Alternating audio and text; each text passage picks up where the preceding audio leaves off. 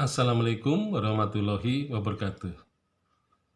Jadi museum ini adalah lembaga yang didirikan dengan biaya yang besar sebenarnya. Kemudian juga banyak tenaga yang direkrut serta waktu yang tidak sedikit.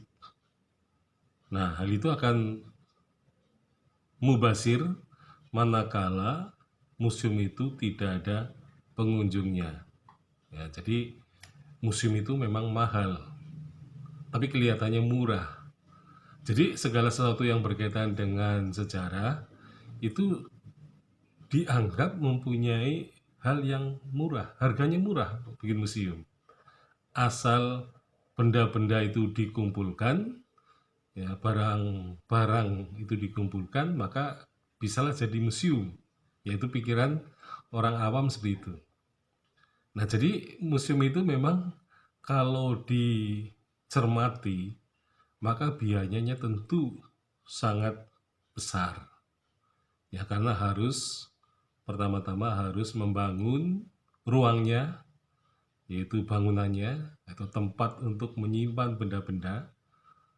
Nah, otomatis harus memakan waktu yang besar gitu ya. Apalagi kalau koleksinya besar.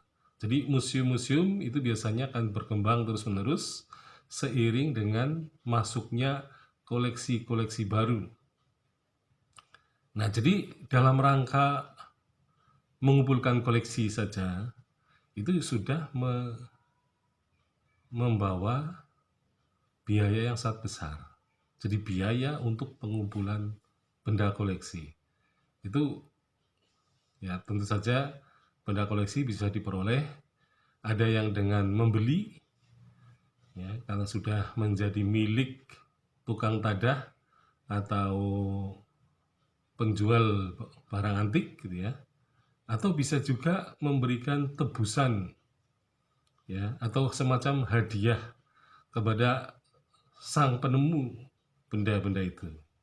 Jadi seringkali para penemu benda-benda purbakala itu seringkali diberi penghargaan dalam bentuk uang supaya nilai kesejarahan itu bisa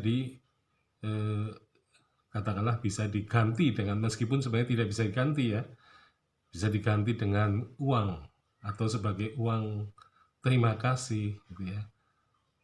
Ya, sehingga benda-benda itu harus ya sebagai bentuk penebusan ya dari orang yang menemukan benda itu. Jadi dengan ditebus atau dengan diberi hadiah, maka orang yang menemukan itu akan menyerahkan benda temuannya dengan sukarela.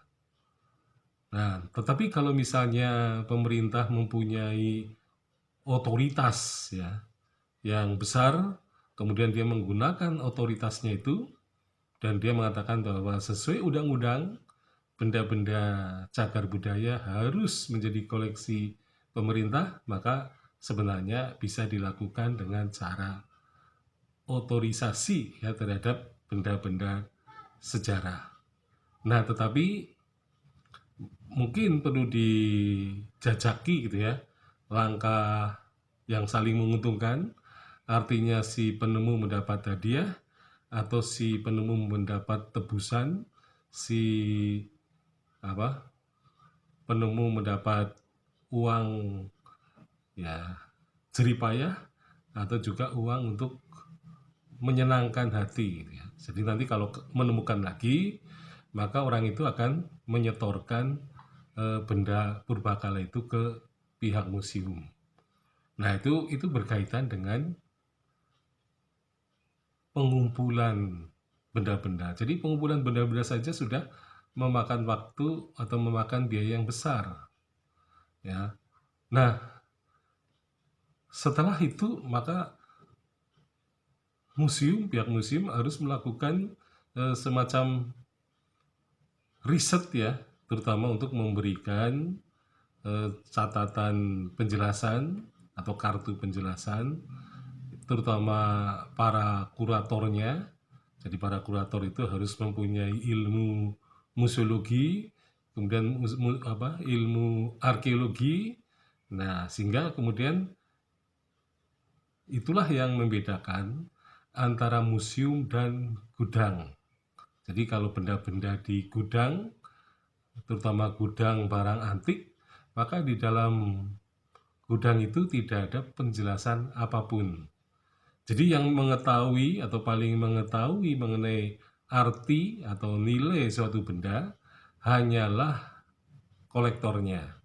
Jadi kolektor kalau perlu harus merahasiakan ya, karena kalau orang umum bisa mengetahui nilai dan harga sebuah benda, maka dia berada pada posisi terancam, karena bisa juga rumahnya akan disambangi oleh pencuri, karena pencuri itu tahu bahwa benda itu mempunyai nilai ekonomi yang tinggi.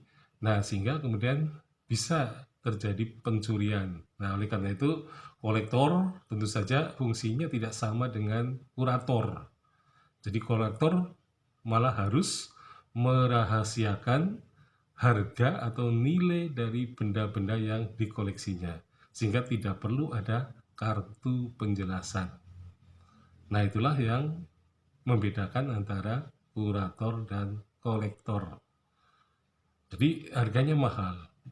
Jadi sama saja misalnya kita memandang menulis sejarah kelihatannya mudah dan murah. Tetapi setelah diadakan penelitian atau baru pada tataran mengumpulkan data, mengumpulkan sumber-sumber sejarah, maka sejarawan menyadari bahwa ternyata menulis sejarah itu tidak mudah, menulis sejarah itu tidak murah, bahkan terkesan menulis sejarah adalah mahal. Sekian, Assalamualaikum warahmatullahi wabarakatuh.